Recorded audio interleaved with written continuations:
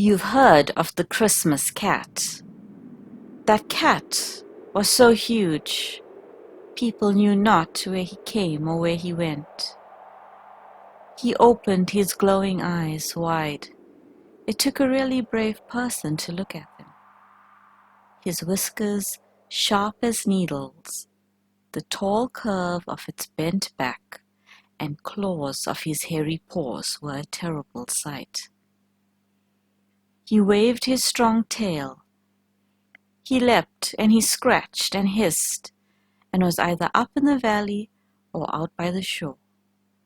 He roamed at large, famished and savage, in the icy cold Christmas snow, and woke fear in everyone's hearts, in every town.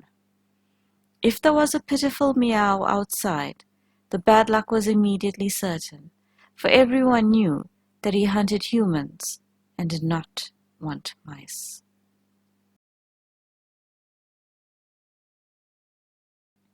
What I just read to you is an English translated extract from an Icelandic poem by Jóhannes úr Kötlum.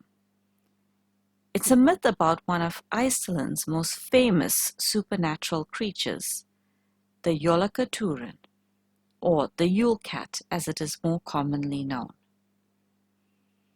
The Yule Cat is a terrifyingly large cat, almost towering over the trees, terrorizing the countryside during Christmas time.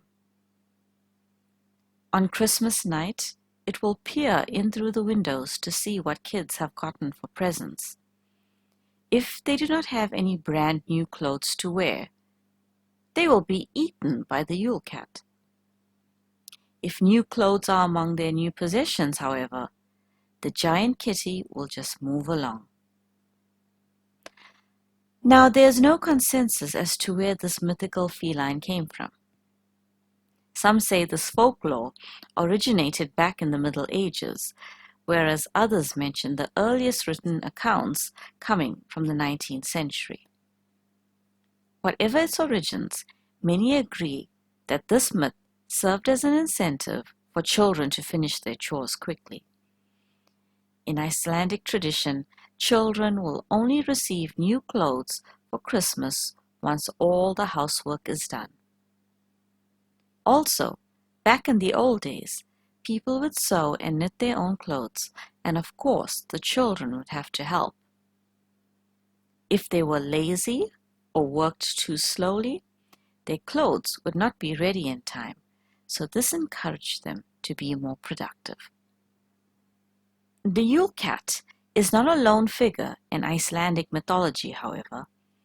It belongs to a family of giants or trolls who live in the mountains. Yule Cat is the pet of Grilla, a giantess who cooks naughty children in her large pot while her lazy husband relaxes in their cave. This couple also has 13 sons, famously known as the Yule Lads. They each have the most amusing names that depict the manner in which they cause havoc and torment the townspeople. For example, Spoon Licker, Door Slammer, Sausage Swiper, and Candle Stealer. They arrive one by one over the final 13 nights leading up to Christmas.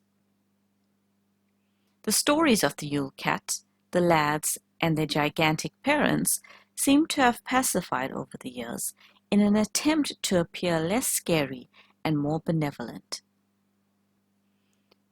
In current retellings, Grilla and her family no longer eat the children. The worst they can do is place rotten vegetables in their Christmas stockings if the kids are naughty. And as for the Yule Cat, if you do not have any new clothes, he will eat the entire Christmas dinner. So either way, if you receive an unfashionable sweater knitted by your grandmother or a pair of unappealing socks, do not grumble. Be grateful you received something new and not a visit from the Jólakötturinn.